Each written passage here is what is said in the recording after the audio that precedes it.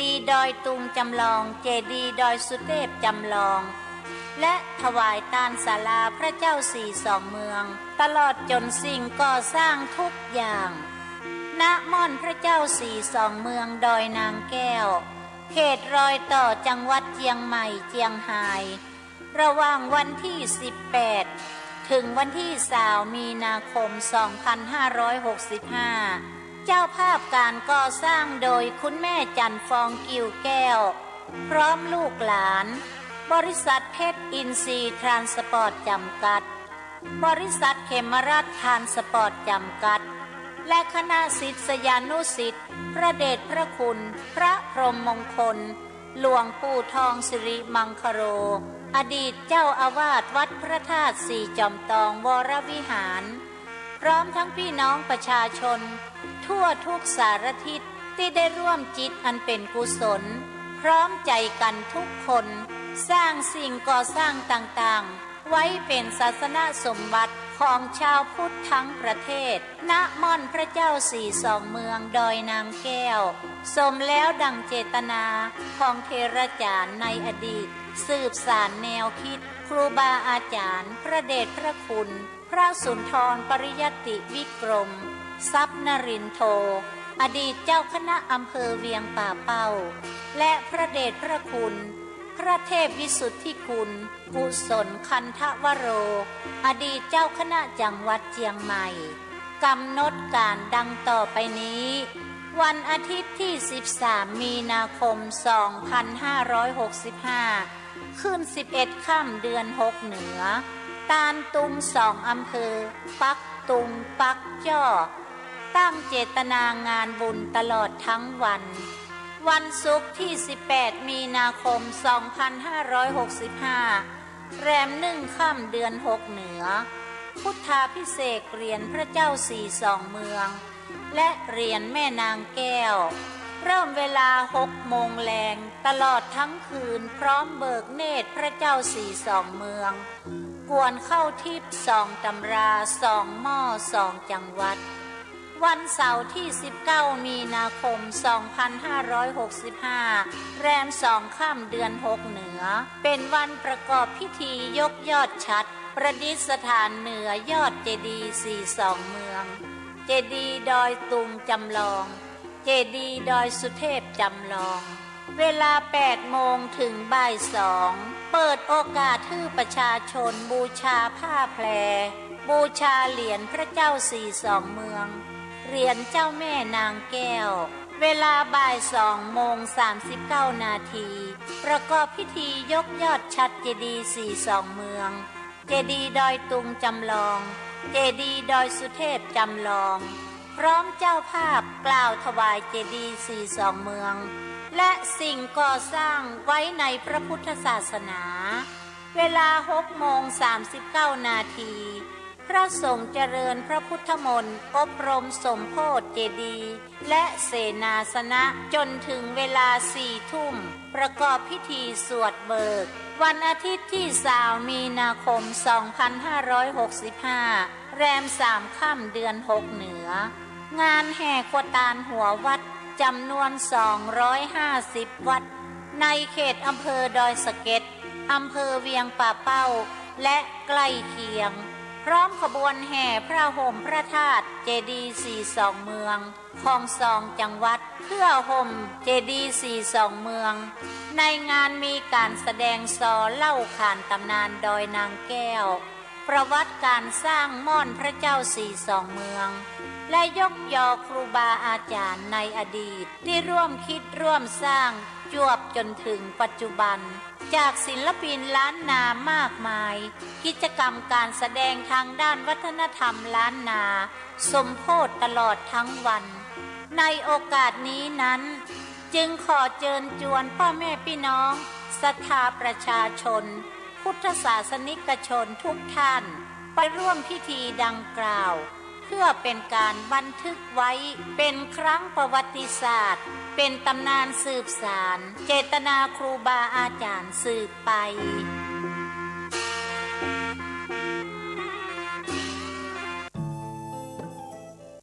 ท่านกำลังติดตามรับฟัง สถานีวิทยุกระจายเสียงพระพุทธศาสนาแห่งชาติและสังคมคลื่นเพื่อการศึกษาพระพุทธศาสนาและวัฒนธรรมระบบ FM 104.5 เมกะเฮิรตซ์ รายการต่อไปเป็นรายการคดีโลกคดีธรรม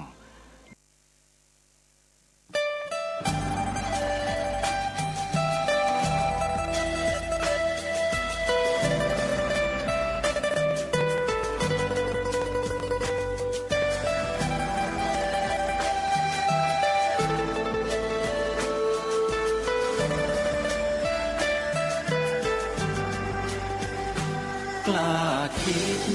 ก็ต้องกล้าทำอย่ากลัวถ้าทำความดีเป็นศึกษาปัญหาให้ทันท่วงทีเมืองไทยจะพัฒนากว่านี้รายการดีๆคดีโลกคดีธรรมขอรำพันบรรยายความคิดเครื่องหมายแห่งสีทั้งสามงามถนัดขาวคือบริสุทธิ์สีสวัสดิ์หมายพระไตรรัตน์และธรรมะคุ้มจิตไทยแดงคือโลหิตเราใสซึ่งยอมสละได้เพื่อรักษาชาติศาสนาน้ำเงินคือสีโสภาอันจอมประชาถ้าโปรดเป็นของส่วนองค์จากริ้วเข้าเป็นไตรรงค์จึงเป็นสีธงที่รักแห่งเราชาวไทยทหารอวตารนำไปยงยุทธวิชัยวิชิตก็ชูเกียรติสยามประเทศไทยที่เจริญมั่นคงมาได้จนถึงทุกวันนี้มิได้เกิดขึ้นจากความหวาดกลัวอย่างคลาดเขลาแต่บรรพบุรุษไทยของเราทุกยุคทุกสมัยล้วนแต่มีความกล้าหาญและชาญฉลาดปกป้องเอกราชสร้างชาติให้เกิดความมั่นคงโดยมีธงแห่งพระไตรรัตน์เป็นเครื่องนำชัยจึงเป็นที่มาที่ไปของรายการคดีโลกคดีธรรมกล้าคิดก็ต้องกล้าทำอย่ากลัวถ้าทำความดีเป็นศึกษาปัญหาให้ทันท่วงทีเมืองไทยจะพัฒนากว่านี้รายการดีๆคดีโลกคดีธรรมรายการดีๆคดีโลกคดีธรรม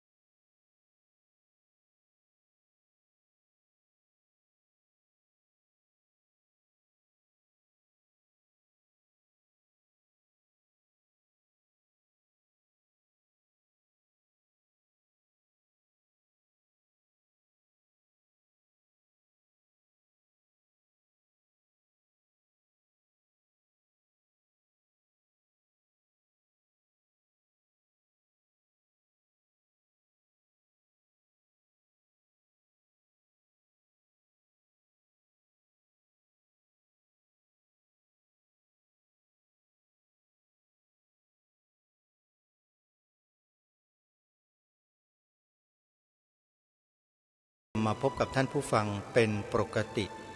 ทุกวันจันทร์ถึงวันศุกร์และวันเสาร์อาทิตย์ทางสถานีวิทยุแห่งนี้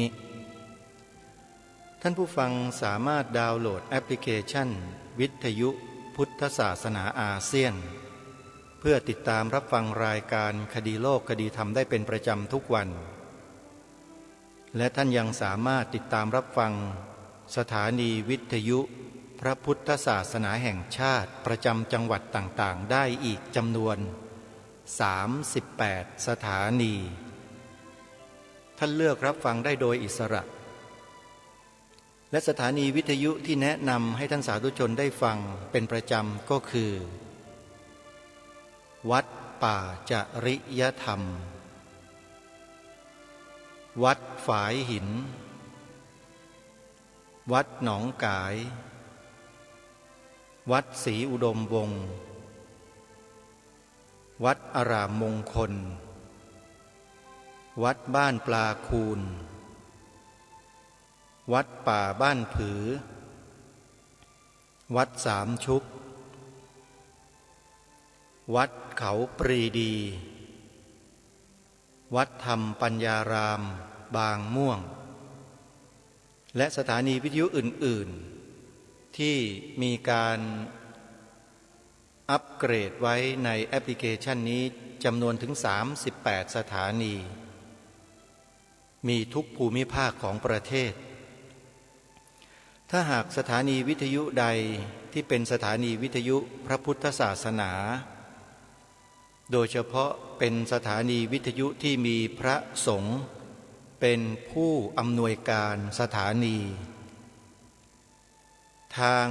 แอดมินยินดีที่จะอัปเกรดสถานีวิทยุนั้นเข้าสู่ระบบของแอปพลิเคชันนี้ให้ได้อยู่ในผังของรายการสถานีวิทยุนั้นด้วยฟรีใครที่สนใจก็ให้ติดต่อมาที่รายการคดีโลกคดีธรรมได้หรือจะประสานไปโดยตรงที่วัดป่าจริยธรรมก็สามารถทำได้ก็ขอเรียนเชิญเจริญพรทุกท่านได้ติดต่อเข้าไปที่วัดป่าจริยธรรมโดยตรงเมื่อพูดถึงวัดป่าจริยธรรมก็ขอประชาสัมพันธ์เชิญชวนญาติโยมสาธุชนเข้าร่วมกิจกรรมงานทำบุญประจำปีสถานีวิทยุพระพุทธศาสนาแห่งชาติประจำจังหวัดเลยวัดป่าจริยธรรมคลื่น FM 96.50 เมกะเฮิรตซ์ในวันพุธที่9มีนาคมศกนี้เป็นวันครบรอบสถานีวิทยุวัดป่าจริยธรรมซึ่งดำเนินการมาแล้วปีนี้ปีที่16ท่านพระครูจริยสารธรรมเป็นผู้บุกเบิกในการจัดทำสถานีวิทยุในบริเวณอำเภอนาด้วงจังหวัดเลยเป็นรูปแรกที่อำเภอนาด้วงจังหวัดเลยนั้นเป็นสถานที่หุบเขาล้อมรอบไปด้วยภูเขาการกระจายเสียง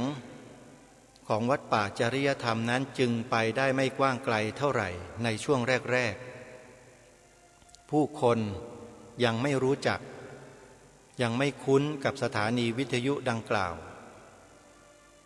แต่ด้วยความวิริยะอุตสาหะของเจ้าสำนักคือท่านพระครูจริยสารธรรมหรือท่านพระครูนิรุตนิติสาโรก็พยายามที่จะพัฒนาระบบการส่งกระจายเสียงสถานีวิทยุให้มีคุณภาพที่ดีเพิ่มขึ้นโดยลำดับจนกระทั่งได้รับให้เป็นหนึ่งในสถานีวิทยุที่อยู่ในกำกับของมหาเถรสมาคมในยุคต้นๆแล้วก็ได้มีการกระจายเสียง มีการจัดทำระบบทางด้านกฎหมายอย่างถูกต้องมาโดยลำดับแล้วก็มีการพัฒนาตนเองด้วยตัวเองมาจนกระทั่งถึงปัจจุบันนี้ท่านพระครูจริยสารธรรมไม่ได้หยุดอยู่เพียงเท่านั้นท่านยังพัฒนาระบบโซเชียลเน็ตเวิร์กเพื่อเผยแผ่พระพุทธศาสนาอีกช่องทางหนึ่งและเป็นช่องทางที่ประสบความสำเร็จมากที่สุดในยุคปัจจุบันโซเชียลเน็ตเวิร์กไม่ว่าจะเป็น Facebook ไม่ว่าจะเป็น YouTube ไม่ว่าจะเป็นแอปพลิเคชันในชื่อวัดป่าจริยธรรมทำให้ผู้คนหลั่งไหลไปดูงานที่วัดป่าจริยธรรมเพิ่มขึ้นทุกปีและในปีนี้ครบรอบ16 ปีของสถานีวิทยุพระพุทธศาสนาแห่งชาติประจำจังหวัดเลยคลื่นวัดป่าจริยธรรม FM 96.50 เมกะเฮิรตซ์ ท่านอาจารย์พระครูจริยสารธรรมจัดงานวันที่9 มีนาคมนี้ขึ้นแล้วก็ได้กราบอาราธนานิมนต์ผู้อำนวยการสถานีวิทยุพระพุทธศาสนาแห่งชาติในจังหวัดต่างๆทั่วไทยมาร่วมกิจกรรมในวันที่9 มีนาคมนี้ที่วัดป่าจริยธรรมตำบลนาดอกคำอำเภอนาด้วงจังหวัดเลยหลายรูปหลายองค์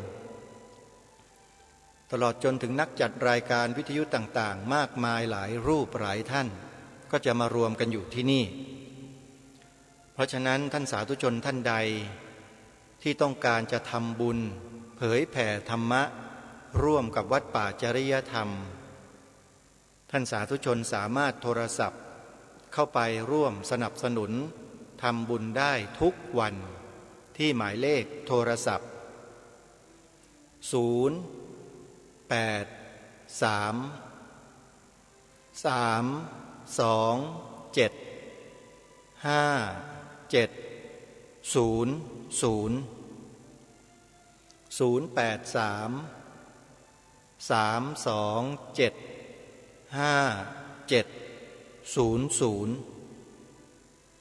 ในการนี้ก็จะได้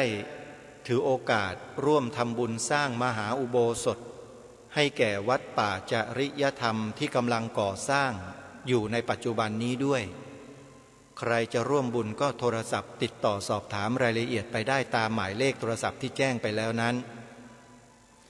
อย่าลืมท่านสาธุชนวันที่9 มีนาคม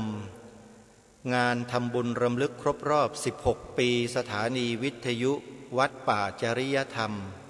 อำเภอนาด้วงจังหวัดเลยถ้าเดินทางไปได้ขอให้พวกเราเดินทางไปร่วมกิจกรรมด้วยกัน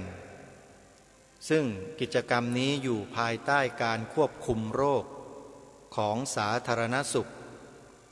ไม่ต้องกังวลเรื่องของโควิดเพราะว่ามีมาตรการที่ดำเนินการอย่างเป็นระบบจึงขอเรียนเชิญทุกท่านไปร่วมงานโดยพร้อมเพรียงกันวันนี้เราจะได้มาฟังธรรมบรรยายของพระอาจารย์สมภพโชติปัญโยเป็นช่วงที่2ของตอนที่มีชื่อว่าทำบุญใช้หนี้ท่านพระอาจารย์สมภพได้บรรยายมาถึงการเกิดเป็นสุนัขเป็นม้าเป็นช้าง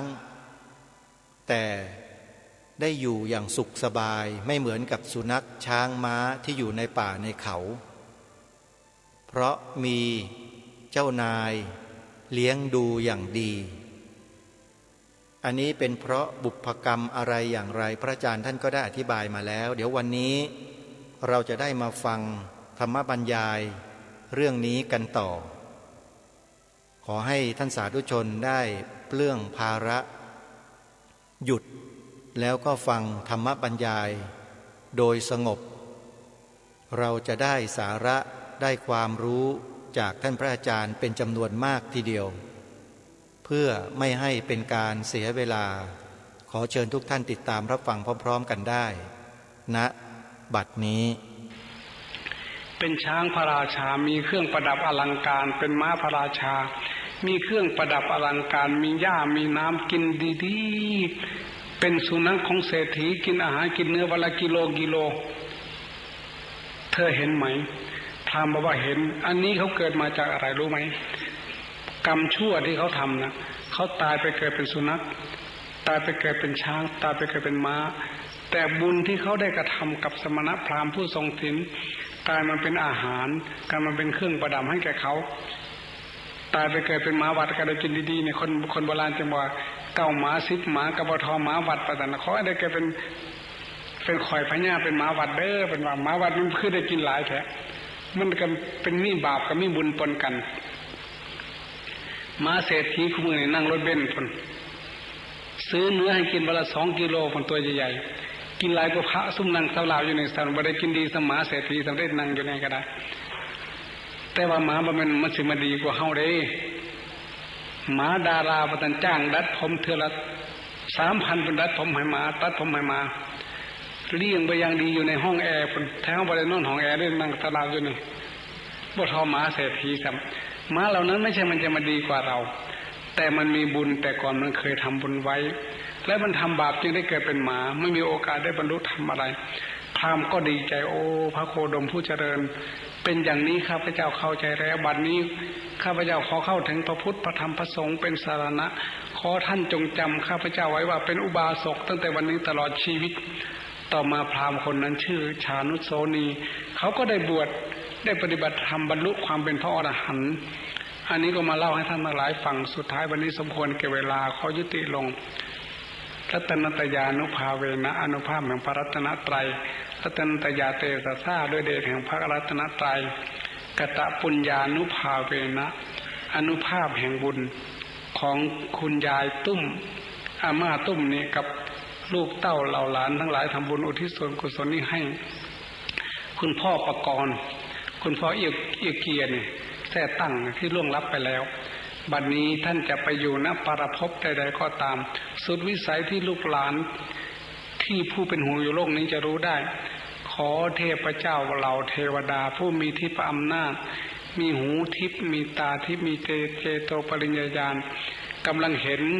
กำลังรู้ข้อที่คิดกิจที่ทำคำที่กล่าวของพวกเราอยู่ในขณะนี้จงนำข่าวสารอันเป็นสิริมงคลไปบอกชี้แจงแถลงไขแก่ดวงวิญญาณของคุณโยมเอี้ยวเกียที่ล่วงลับไปชุดสิงสถิตณปรภพใดๆก็ตามโปรดได้รับรู้อนุโมทนาซึ่งปฏิทานนะ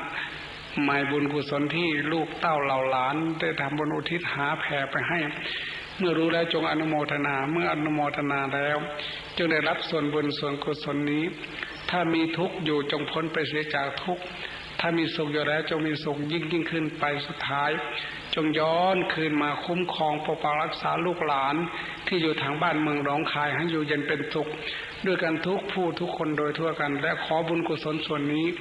แผ่ไพศาลไปยังเทพเจ้าเหล่ามนุษย์ปวงสรรพสัตว์ทั้งหลายจงอยู่เป็นสุขเกษมสารปราศจากความเดือดร้อนอาดูลใจอย่าได้เป็นผู้มีภัยมีเวรจงเป็นผู้อยู่เย็นเป็นสุขพบเห็นแต่สิ่งที่ดีที่งามตลอดกาลโดยทั่วกันทุกเมื่อเทิน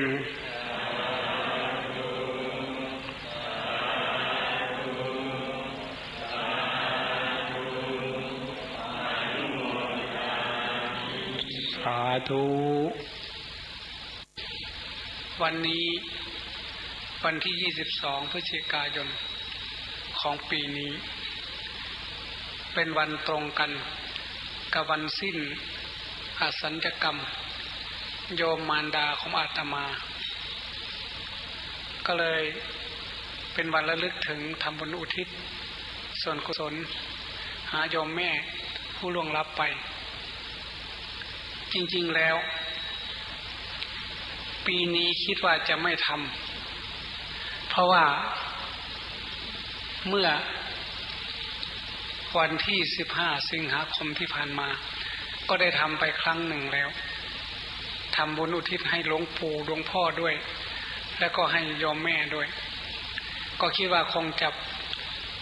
จะเสร็จไปแล้วแ แต่ก็ยังไม่แล้วใจยังค้างคาใจอยู่อีกเพราะอะไรพี่น้องทั้งหลายอาตมาคิดว่าจะเลิกไว้แล้วคิดว่าปีหน้าค่อยทำใหม่เราก็ได้ทำมามากนิมนต์พระมาเยอะเป็นตั้ง200 รูปทั้งพระทั้งเนรเมื่อวันที่15 สิงหาแต่มาเมื่อคืนวันที่18ปรากฏฝันเห็นโยมมารดามาหามาแล้วก็บอกว่าแม่คันตรงนี้คันก็เลยเป็นฟืนเป็นพดฟืนคันก็เลยคิดว่าจะทำอย่างไรโน่นจะไปหายาหาอะไรมาให้พอตื่นขึ้นมาก็เลยมาเนื่อยโอเราปารภว่าจะไม่ทำบุญครบรอบอุทิศส่วนกุศลให้โยมแม่แต่บัดนี้คงไม่ได้จะต้องทำเพราะมีความคิดถึงจริงๆแล้วอาตมามีความรู้สึกในใจอยู่อันหนึ่งหลังจากได้บวชเป็นพระภิกษุสงฆ์ในทางพระพุทธศาสนาแล้วได้เจริญสมณธรรมตั้งแต่พรรษาแรกตั้งแต่บวชวันแรกได้เวลาพักผ่อนหลังจากบวชเสวยความปีติความปราโมทย์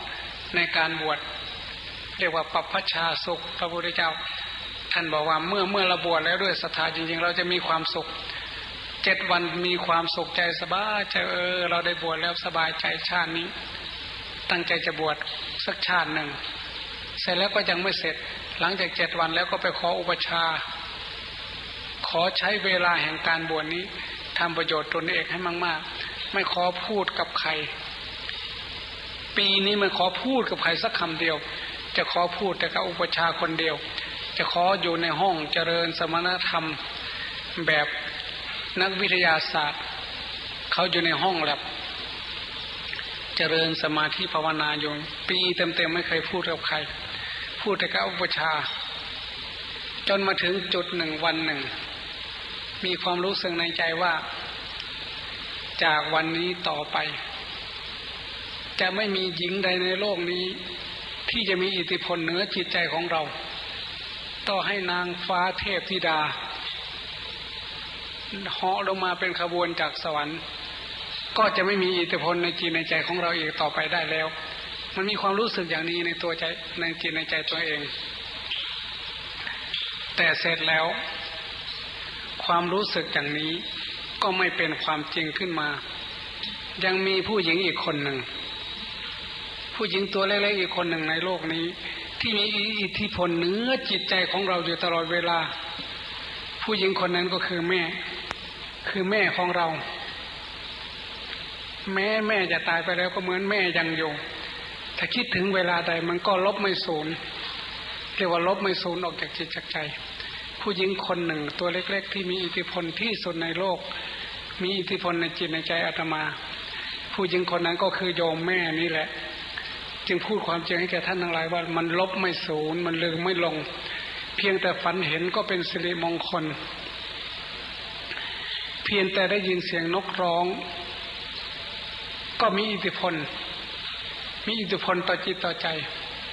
นกอะไรถ้าหน้าฝนกลางค่ำกลางคืนได้ยินเสียงนกอยู่ตามท้องทุ่ง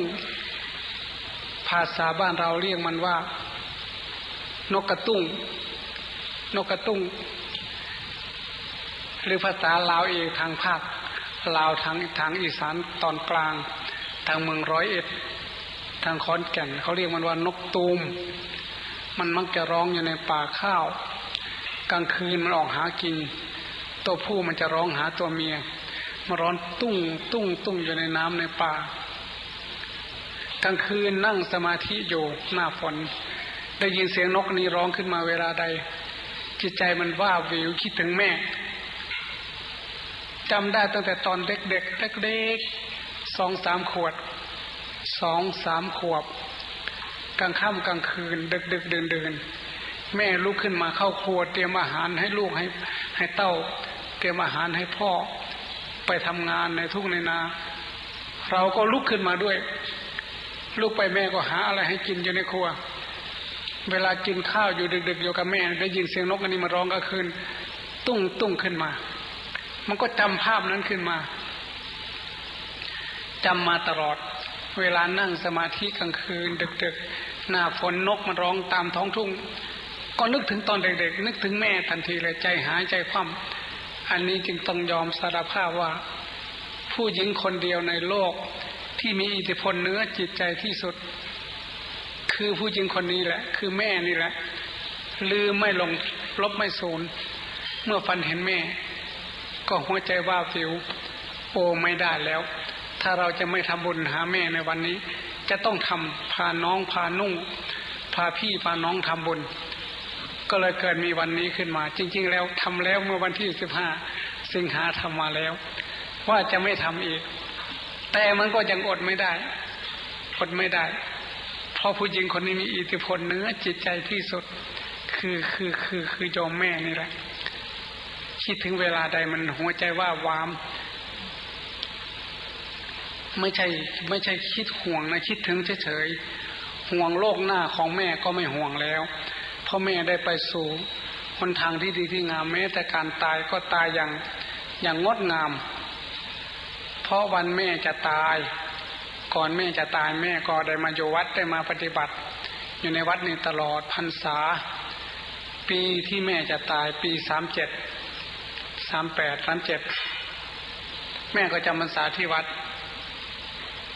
พอออกพรรษาแล้วอาตมาก็เดินใกล้ๆจะออกพรรษายังไม่ออกก็เดินอ้อมไปทางกระท่อมที่แม่อยู่แม่ก็ลุกออกมาหาบอกว่ากวักมือเรียกมานี่สิก็ไปหาพอไปหาแม่ก็เลยบอกออกพรรษานี่แม่สิตายได้ขึ้นมาห่วยตายกับยาตัวว่าบ่ได้ซื้อพระบาทตัวตายเพราะอาตมามักจะพูดคำนี้บ่อยตายกับตายตัวว่าบ่ได้ซื้อจักบาทว่ะเฮาเว้ากันละเด้เฮาปฏิบัติธรรมนี่เพื่อจะหัวเราะเยาะความตายมันเป็นธรรมดาความเจ็บไข้ได้ป่วยมันก็เป็นธรรมดาความตายก็เป็นธรรมดาก็เลยพูดกับแม่ว่าการตายลงแต่ละครั้งหนึ่งมันก็เหมือนกับการปลงหาบออกจากบาสำหรับอริยชนแล้วเห็นความตายนี่เป็นเรื่องปกติเหมือนกับการจะปลงภาระอันหนักหน่วงลงจากบามันไม่ใช่เรื่องแปลกประหลาดอะไรสิพยานอย่างปลงหามันหนักหาละปนหา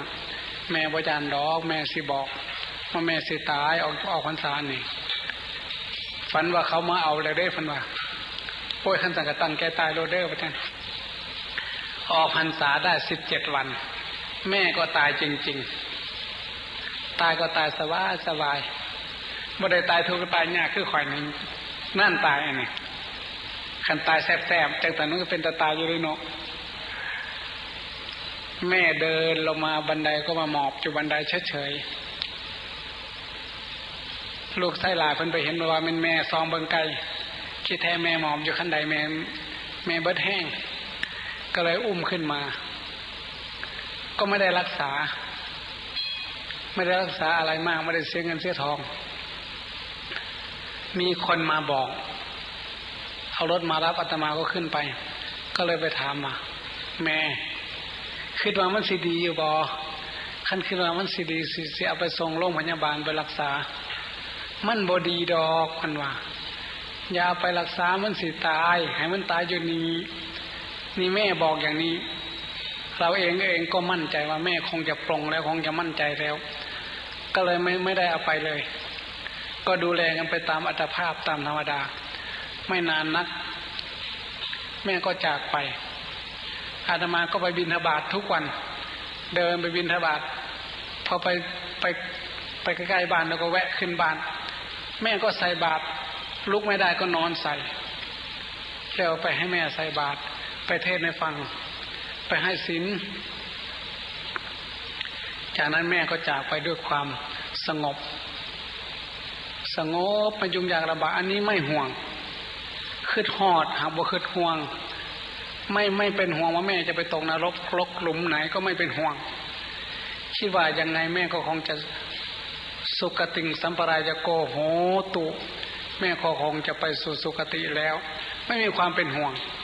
แต่จะมีความคิดฮอดอยู่จะมีอิทธิพลเนื้อจิตเนื้อใจอยู่วันนี้ก็เลยพากันมาทำบุญพอดีโชคดีหน่อย ครูบาอาจารย์จากวัดคำน้ำบุญไม่ได้นิมนต์ท่านก็มาแสดงว่าแม่มีบุญมากเราก็มีบุญจริงๆแล้วพระเนนที่มานี่มาจากหลายถิ่นมาช่วยงานร่วมการเตรียมงานที่จะวันนัดพบผู้ใฝ่ธรรมเราก็เลยถือโอกาสไม่ได้ไปนิมนต์ที่ไหนมีพระมามากแล้วก็มีครูบาอาจารย์มาวันนี้ก็เป็นบุญเป็นกุศลโดยบังเอิญจริงๆทีนี้ขอพูดถึงเรื่องนี้สักหน่อยคุณโยมผู้หญิงพากันไปตักอาหารไปกราบพระพร้อมกันไปตักอาหารถ้าพูดแล้วมันก็มากหน่อยแต่จะได้ฉันอาหาร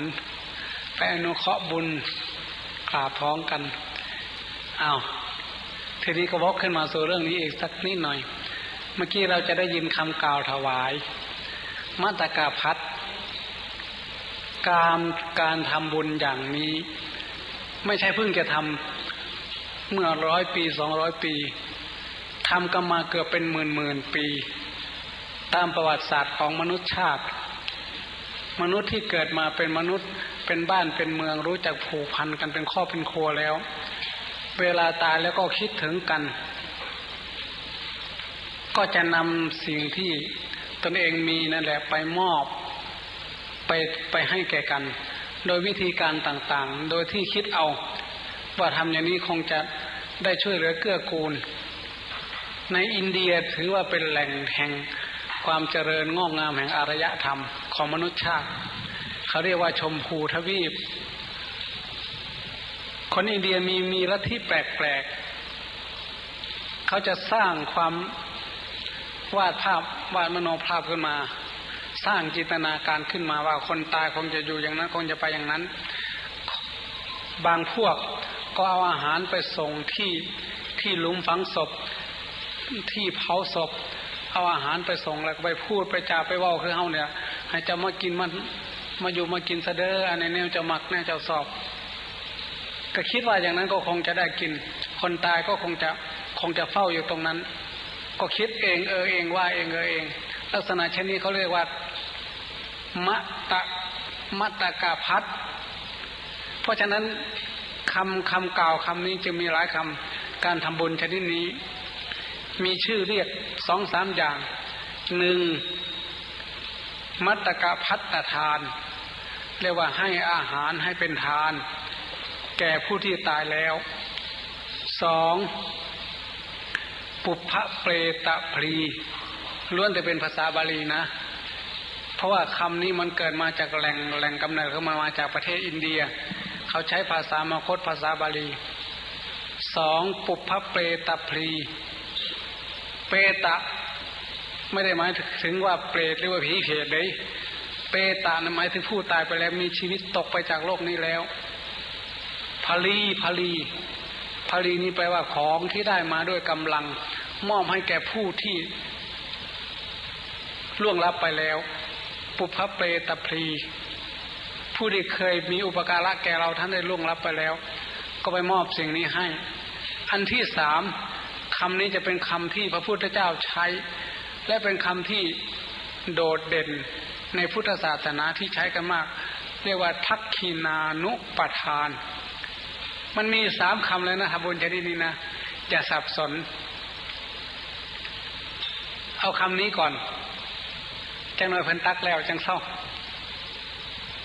พอเป็นเทศแต่ว่าวันปังเป็นเจ้าภาพพร้อมมาเป็นประเทศเองมัตตกพัฒน์เนี่ยเอาคำนี้ก่อนมัตตะแปลว่าตายชื่อไว้ในเด้อถ้ามีอะเข้าข้างหน้าอะมะตะแปลว่าบ่ท่านตายบ่ตายอย่างพระนิพพานมีชื่อหนึ่งว่าอมตะธาตุแปลว่าธรรมชาติที่ไม่ตายมันบ่ตายพระนิพพานนั่นบ่เป็นตนแนวตายแต่ว่าบ่เป็นกายตายดอกใจบ่ตายมีบ่ตายอยู่จุหันเพราะฉะนั้นว่าอมตะแปลว่าไม่ตายมะตะแปลว่าตายจะมีคำว่ามัตตกพัตตานิสัพพริวลานิขอพระคุณเจ้าผู้เจริญข้าพเจ้าทั้งหลายขอน้อมถวายซึ่งมัตตกพัตตาหารพร้อมด้วยเครื่องบริวารทั้งหลายเหล่านี้ที่เราพูดอย่างนี้แปลว่าอาหารสำหรับผู้ตายชื่อไวเดอร์ มะตะแปลว่าตายอมตะแปลว่าไม่ตายถ้ามีอะมันอยู่ข้างหน้าภาษาบาลีอะตัวนี้เป็นอาภาวะธาตุเป็นธาตุปฏิเสธแปลว่าไม่อมตะแปลว่าไม่ตายแต่ตรงนี้เราไม่มีอะเรามีคำว่ามะตะกะพัดแปลว่าอาหารสำหรับผู้ตายอันนี้เราถวายกล่าวออกมาในจิตในใจไม่ได้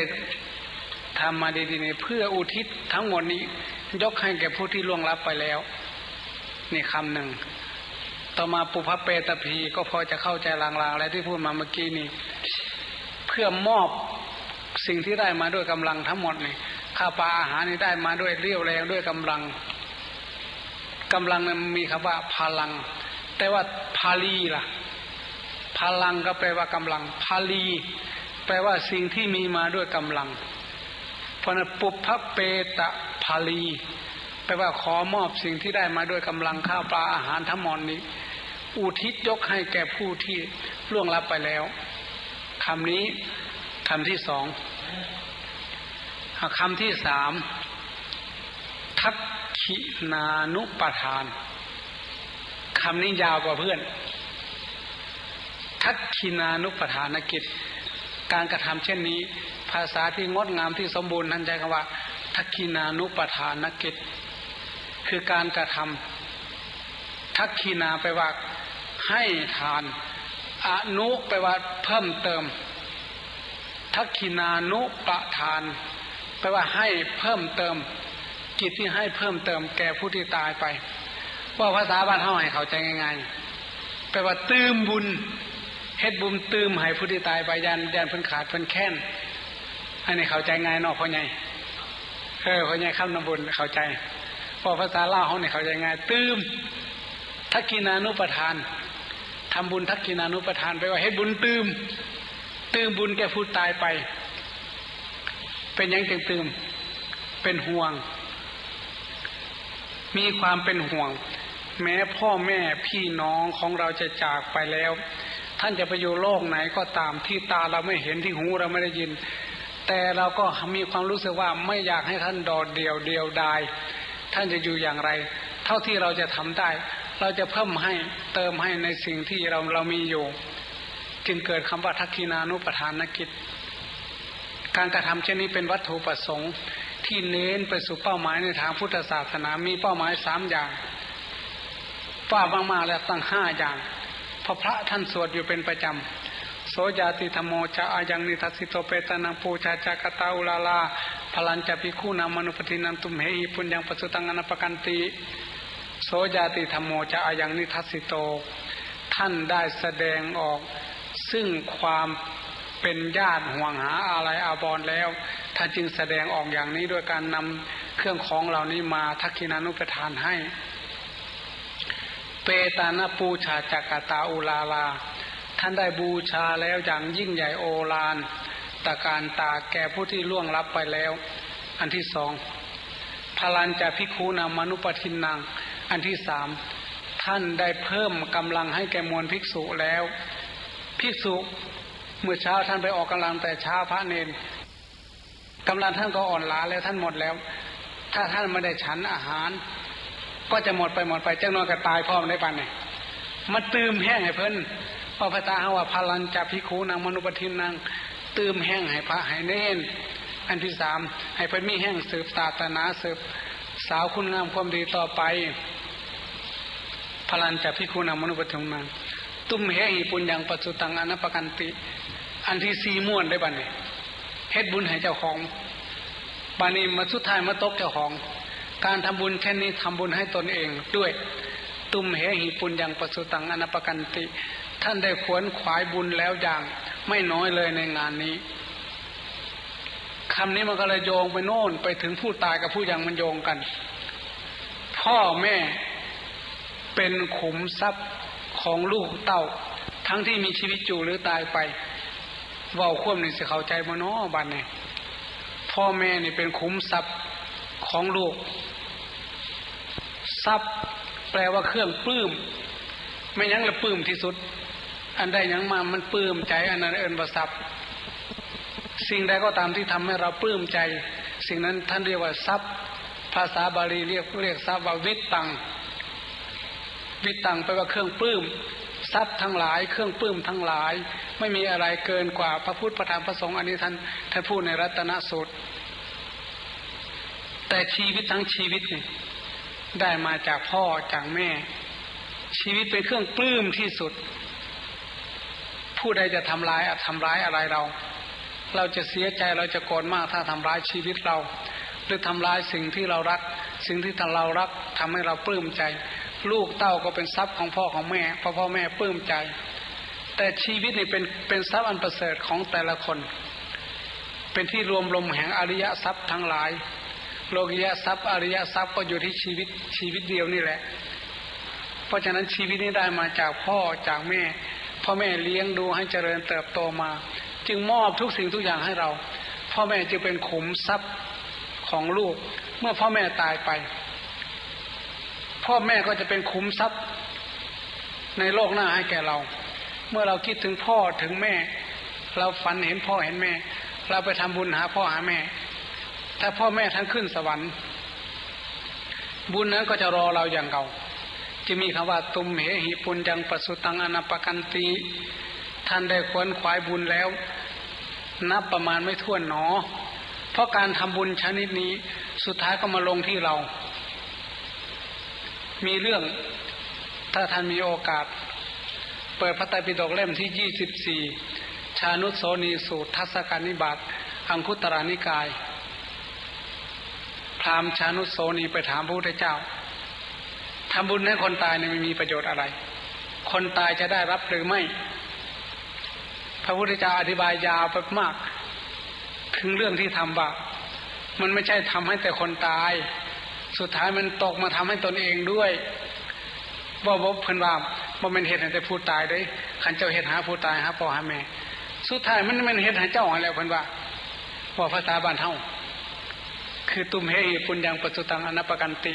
ท่านเองก็ประสบกับบุญไม่น้อยเลยท่านควรขวายบุญไว้น้อยเลยห่วยทำบุญให้ผู้ตายแล้วเจ้าของได้อยู่บ่เคยได้ยินพราหมณ์ผู้นี้เราบ่ได้นับถือศาสนาพุทธศาสนาพราหมณ์เขาก็สอนทำบุญให้คนตายก็เห็นคือกันเด้เขาเฮ็ดก่อนเฮาซ้ำเขาเกิดก่อนเฮามาหาพันปีศาสนาพราหมณ์เกิดมาตั้ง 4-5,000 ปีเขาก็ทำบุญหาคนตายเหมือนกันแต่เขาไม่ได้ทำให้เราให้ทำแบบเราเขาหาไปโน่นอาหารไปกองจุดพูนไปบนเผาบนฝังผลไปว่ามาไปแมบคือผู้ไทยเนี่ยพอจะที่จะกระเทือนผู้ไทยได้ผู้ใดเป็นผู้ไทย มีอยู่ผู้ไทยนั่งอยู่เนี่ยคือที่มีอยู่จะคนผู้ไทยเก่าๆเนี่ยลูกเต้าเขาเจ้าตายเพิ่นบ่ได้เพิ่นหายจมหายว่าบ่ได้หายคือเท่าได้รู้เจ้าตายไปแล้วเจ้าจะไปเกิดเป็นพระเป็นเจ้านางขมเอาไม่ได้กินผะเลอเป็นว่าเมื่อเจ้าไปเกิดเป็นกระหอกกระแตมันอยู่หัวให้ปลายหน้ากินมาอู้มาแต่งนะพ่อนะแม่นี่ได้รู้ทั้งหายทั้งห้องอย่าให้ลูกไปเกิดเป็นพระน่าได้กินนางขมเอาอยู่บ่ได้ซะแต่หยังเป็นว่าให้ไปเกิดเป็นกระหอกกระแตมันจะสิได้กินมากินหมักหมักแตงหมักสะดีอยู่หัวให้ปลายหน้าเด้อเป็นว่าอันนี้ก็พูดด้วยความห่วงความใยกันพวกพราหมณ์เขาทำบุญเขาก็หาอาหารไปกองไว้ที่คนตายแล้วเขาไปนั่งพูดให้มันโยมมากินเรื่องราวในสมัยโบราณก็ยังมีอยู่ในเรื่อง2เขาแจกเศรษฐีคนนึงลูกมีอยู่ตัวนึงซื้อใบล้านได้อ่านอยู่บอกพ่อใหญ่ขันเคยบวชสิได้อ่านพวกพราหมณ์เขาเชื่อว่าเอาอาหารไปกองไว้ให้คนตายกินคนตายนั้นวิญญาณก็คอยกินอยู่ตรงนั้นจึงชื่อว่าจะได้กินเขาเชื่ออย่างนั้นเขาไม่เคยได้ยินคำพูดอย่างพระพุทธเจ้าพอมาถามพระพุทธเจ้าพระพุทธเจ้าบอกว่าดูก่อนพราหมณ์การทำบุญอุทิศให้ผู้ที่ตายไป1จะได้รับในฐานะที่ควรได้รับ2ไม่ได้รับเลยถ้าอยู่ในฐานะอันไม่ควรได้ห่วยพระพุทธบอกสมาวาจังสันว่าสมาวาจังสันว่าทำไมพูดอย่างนี้มันคุมเครือ2แง่2งามถ้าได้รับก็ควรจะบอกว่าได้รับเลยถ้าไม่ได้เราก็ควรจะบอกว่าไม่ได้ทำยังไงจึงชื่อว่าได้ทำยังไงจึงชื่อว่าฐานะที่จะได้และอาฐานะที่ไม่ควรจะได้พระพุทธเจ้าก็เลยแจกแจงไปบ่แม่นเฮ็ดให้แต่ผู้ตายบุญที่ทำนี่ คนที่ทำก็จะได้อย่างเก่าจะได้เหมือนกันแมนอยู่บ่ละว่าพามพูดนั้นผู้ที่เฮ็ดก็ได้บุญย้อนอยู่บ่ได้คือกันว่าซั่นโหคือมาดีแต่ไว้นี่บ่เคยได้ยินจะเทื่อว่าผู้ว่าตายก็สิได้นํกันว่าซั่นผู้ที่ก็เล่าให้ฟังว่าถ้าคนตายไปได้ไปเกิดเป็นเทวดาได้ไปเกิดเป็นมนุษย์ได้ไปเกิดเป็นสัตว์เดรัจฉานได้ไปตกนรกเหล่านี้ไม่ได้บุญเลยบุญที่ทำนี่คนตายไม่ได้อะไรถ้าเขาไปเกิดเป็นควายเป็นงัวเขาก็จะกินหญ้ากินอาหารตินนะพักขากินหญ้าเป็นอาหารบุญที่ทำไปนี้เขาไม่ได้กินดอกเพราะบาปกรรมที่เขาทำด้วยกายวาจาใจทำให้เขาตกไปในอาบายเป็นสัตว์เดรัจฉานครับ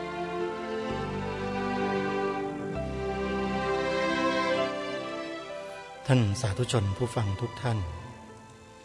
ด้วยเวลาของรายการของเรามาสู่ช่วงท้ายใกล้จะหมดก็เลยตัดสัญญาณเสียงธรรมบรรยายมาที่ผู้ดำเนินรายการเพื่อจะปิดรายการในช่วงท้ายก่อนจะจบรายการวันนี้ขอฝากข่าวประชาสัมพันธ์เชิญชวนศรัทธาสาธุชนได้ร่วมกิจกรรมงานครบรอบ16ปีสถานีวิทยุพระพุทธศาสนาแห่งชาติประจำจังหวัดเลยวัดป่าจริยธรรมตำบลนาดอกคำอำเภอนาด้วงจังหวัดเลยในวันพุธที่9มีนาคมศกนี้ท่านใดสนใจจะร่วมกิจกรรมหรือจะทำบุญสนับสนุนส่งเสริมงานเผยแผ่ธรรมกับวัดป่าจริยธรรมท่านสามารถโทรศัพท์สอบถามรายละเอียดเพิ่มเติมได้ที่0833275700ขออนุโมทนาบุญกับสาธุชนที่ติดตามรับฟังรายการมาตั้งแต่ต้นจนกระทั่งจบสาระเนื้อหาธรรมบรรยายชุดนี้ยังมีให้ท่านผู้ฟังติดตามรับฟังกันต่อไปเดี๋ยววันพรุ่งนี้เรามาติดตามรับฟังกันต่อสำหรับวันนี้เวลาของรายการหมดลงแล้วอาตมาภาพต้องขอสมุดยุติรายการไว้แต่เพียงเท่านี้ไว้พบกันใหม่ในวันต่อไป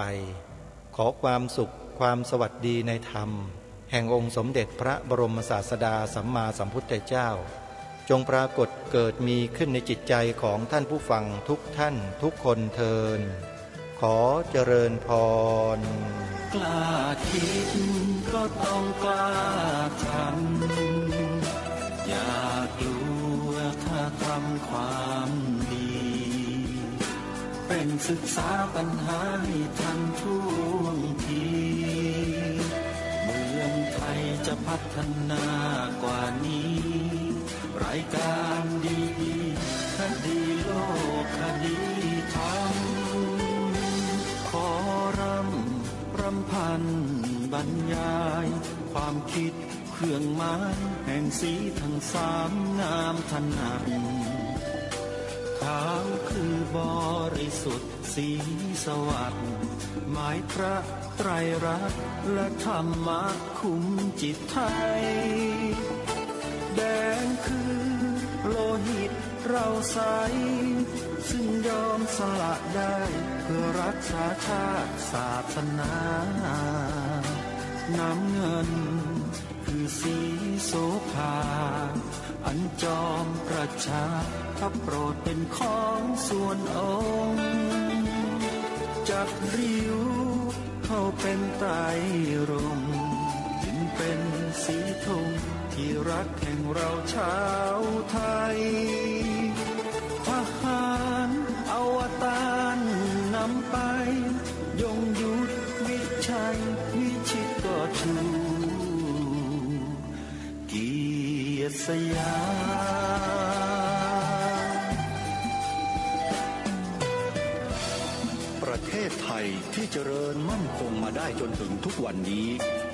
มิได้เกิดขึ้นจากความหวาดกลัวอย่างคลาดเขลาแต่บรรพบุรุษไทยของเราทุกยุคทุกสมัยล้วนแต่มีความกล้าหาญและชาญฉลาดปกป้องเอกราชสร้างชาติให้เกิดความมั่นคง โดยมีธงแห่งพระไตรรัตน์เป็นเครื่องนำชัยจึงเป็นที่มาที่ไปของรายการคดีโลกคดีธรรมกล้าคิดก็ต้องกล้าทำอย่ากลัวถ้าทำความดีเป็นศึกษาปัญหาให้ทันท่วงทีเมืองไทยจะพัฒนากว่านี้รายการดีๆคดีโลกคดีธรรมรายการดีๆคดีโลกคดีธรรม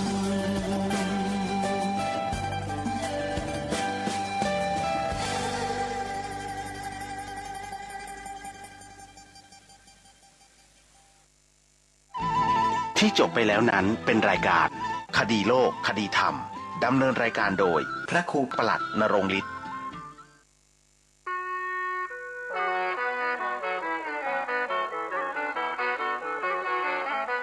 ประกาศเอิ้นบอกตกออกเหนือใต้ร่วมพิธียิ่งใหญ่ทำบุญไว้บาสุงศาสนิกชนคนที่ใจบุญมีศรัทธาเกื้อหนุนศาสนาเจ้าในงานยกยอดชัดจัดเป็นพิธีสมโภชเจดีย์ที่สองเมืองนี้เล่าเจดีย์ดอยตุงดอยสุเทพเป็นเสาเป็นเจดีย์เจ้าจำลอง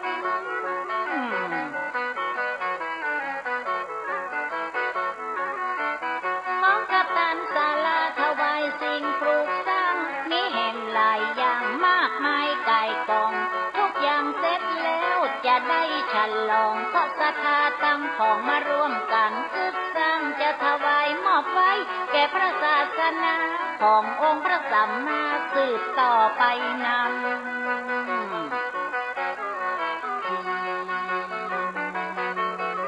และจะได้ถวายเป็นศาสนสมบัติจึงได้มีการจัดสมโภชฉลองบัดนี้สมดังเจตนาหมายปองตามแนวคิดของเถรจารย์ในอดีตหมายมีพี่น้องของประชาชนมีจิตเป็นกุศลมาร่วมกันคิดร่วมใจกันสร้างจนเกิดผลสำฤทธิ์จะอุทิศแก่พระศาสนา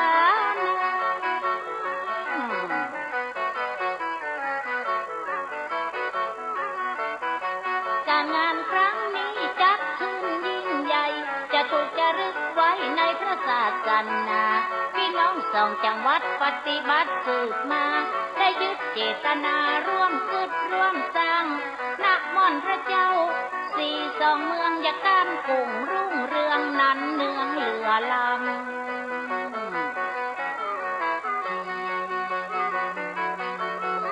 และม่อนพระสี่สองเมืองดอยนางเที่ยวไปกะหูกันแล้วเคยไปแว่มาไกลซ้ำเป็นเขตรอยต่อเชียงใหม่กับเชียงไฮ้เจินแม่ยิงพ่อใจไปร่วมกันเป็นเก้ามี250หัววัดหัวว่าจะแห่ขวดานมาม่วนงานสันเล่าเขตอำเภอดอยสะเก็ดและเวียงป่าเป้าพร้อมกับอำเภอไกลเคียง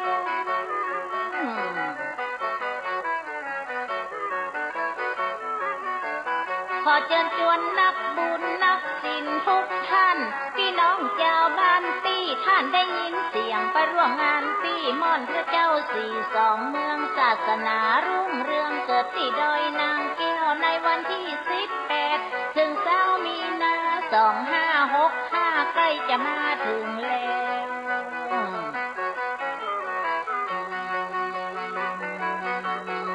และน้อง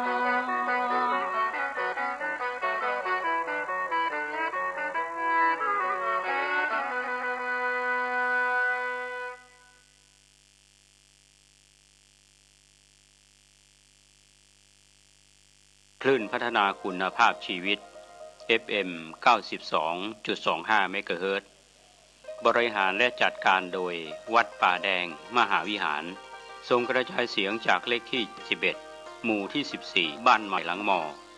ตำบลสุเทพอำเภอเมืองจังหวัดเชียงใหม่รหัสไปรษณีย์50200หมายเลขโทรศัพท์0818815690 052 000 636-7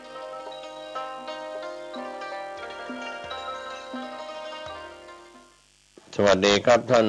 ผู้ฟังที่เคารพข่าวชาวบ้านผมกาเศษเพชรสำริดบรรณาธิการข่าวก้าวหน้านิว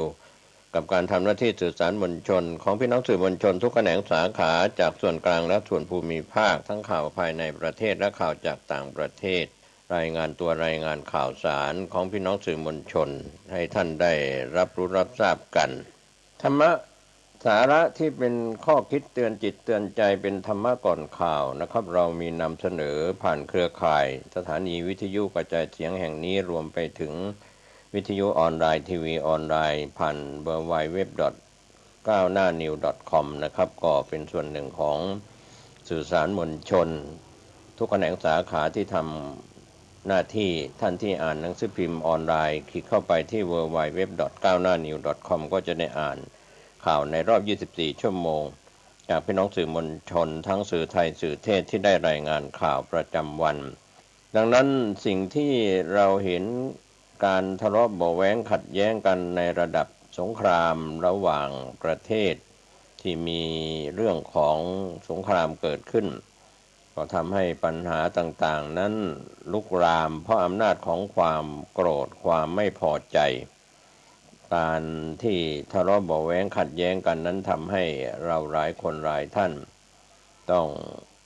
เห็นสงครามเป็นข่าวสงครามในระดับประเทศเล็กประเทศใหญ่เรียกว่ามหาอำนาจประเทศเล็กประเทศใหญ่เป็นสงครามที่เป็นการก่ออาชญากรรมที่ทำให้เกิดความเสียหายคนตายและบาดเจ็บบ้านเมืองเสียหายจากสงครามสิ่งเหล่านี้เป็นเรื่องราวที่เคยเกิดมาแล้วในสงครามโลกครั้งที่1สงครามโลกครั้งที่2และสงครามระหว่างประเทศที่มีการโจมตีทำร้ายกันก็เป็นความเสียใจเป็นความโกรธไม่พึงพอใจแย่งชิงในเรื่องของอำนาจก็เป็นธรรมดาของมนุษย์ที่มีความโกรธไม่พึงพอใจส่วนที่จะมีกลุ่มประเทศใดๆจะเข้าไปช่วยเหลือไปเสริมไปเติมเชื้อเพลิงของความโกรธก็จะเป็นเหตุให้เกิดเหตุบานปลายทำให้สงครามบานปลายหาข้อยุติหรือสงบไม่ได้ก็เป็นส่วนหนึ่งการเจรจาโดยทูตานุทูตทั้งหลายก็คงจะเป็นส่วนช่วยเจรจาและสงบศึกได้วันนี้เราหวังว่าการเจรจาการสงบศึกนั้นจะเป็นส่วนที่ทำให้ทุกคนนั้นคลายความโกรธความเกลียดและสงครามก็จะได้ยุติลงไปสิ่งเหล่านี้เป็นความหวังความปรารถนาเป็นส่วนของความไม่โกรธเป็นเมตตาธรรมค้ำจุนโลกทำให้โลกนี้สงบและร่มเย็นเป็นสุขข่าวแรกวันนี้ก็คงเป็นเรื่องที่เราได้เข้าใจและการติดตามข้อมูลข่าวสารกันในเรื่องราวที่กำลังเกิดเหตุต่างๆนะครับเดลินิวออนไลน์ได้รายงานข่าวว่าศาลอาญาโลกเตรียมสอบสวนรัสเซียก่ออาชญากรรมสงครามในยูเครนสำนักข่าวต่างประเทศรายงานจากกรุงเฮกประเทศเนเธอร์แลนด์3 มีนาคมว่านายคาริมคานอัยการสูงสุดของศาลอาญาระหว่างประเทศ ICC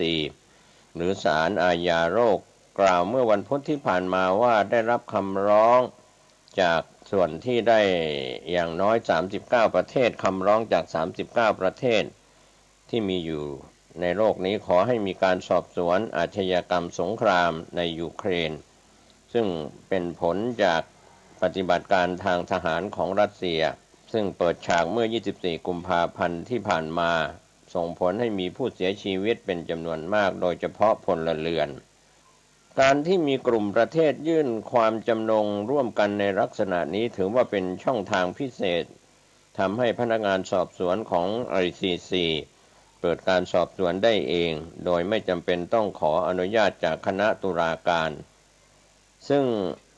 คานเปิดเผยด้วยว่านับจากนี้ตัวเขาเองและทีมงานจะเริ่มการรวบรวมหลักฐานที่เกี่ยวข้อง ด้านกระทรวงการต่างประเทศรัสเซียยังไม่มีความเห็นอย่างเป็นทางการ เมื่อย้อนกลับไปเดือนธันวาคม 2563 ICC เคยประกาศมีเหตุผลอันควรเชื่อถือได้ว่ามีการกระทำซึ่งเข้าข่ายอาชญากรรมสงครามและอาชญากรรมร้ายแรงลักษณะอื่นอีกในภูมิภาคดอนบาสของยูเครนแต่ไม่ได้กล่าวเจาะจงไปยังฝ่ายหนึ่งฝ่ายใดและจนถึงขณะนี้ยังไม่มีการดำเนินการอย่างเป็นทางการตามกระบวนการของ ICC เนื่องจากไม่มีประเทศใดยื่นคำร้อง ICC ก่อตั้งเมื่อปี 2545 ตามกรอบของธรรมนูญกรุงโรมว่าด้วยศาลอาญาระหว่างประเทศถือเป็นศาลสถิตยุติธรรมเพียงแห่งเดียวในโลกซึ่งมีอำนาจในการพิพากษาคดีอาชญากรรมสงครามอาชญากรรมต่อมนุษยชาติและการฆ่าล้างเผ่าพันธุ์ปัจจุบันมี123ประเทศร่วมเป็นภาคียกเว้น3ประเทศมหาอำนาจคือสหรัฐอเมริการัสเซียและจีนครับก็เป็นส่วนที่ข่าวคืบหน้าเรื่องนี้เราจะได้รายงานให้ท่านได้รับรู้รับทราบเพิ่มเติมกันเข้ามาในข่าวคืบหน้าข่าวจากกรุงเทพธุรกิจออนไลน์ได้รายงาน IRPC ชี้ปัญหารัสเซียถึงยูเครนไม่กระทบนำเข้าน้ำมันเชื้อเพลิงไทยก็เป็นข่าวที่เราได้รับรายงานจากนายชวริตทิพภาวนิชประธานเจ้าหน้าที่บริหารและกรรมการผู้จัดการใหญ่บริษัท IRPC จำกัดมหาชนหรือ IRPC ได้ชี้แจงว่าสำหรับปัญหาทางการเมืองระหว่างรัสเซียและยูเครนก็ยืนยันว่าประเทศไทยจะไม่มีผลกระทบต่อการนำเข้าตัวน้ำมันดิบกับกลุ่มบริษัทปตท.จำกัดมหาชนอาจจะเป็นแรงผลักดันให้อเมริกาปฏิบัติร่วมกับอิหร่านมากขึ้นเพื่อชดเชยส่วนที่ขาดหายไปของน้ำมันรัสเซียแต่ผลที่เกิดขึ้นแล้วคือราคาน้ำมันในภาวะแบบนี้ตอนนี้ทะลุกว่า$100ต่อบาร์เรลตอนนี้อยู่ในช่วงของการผันผวนจึงจะต้องติดตามอย่างใกล้ชิด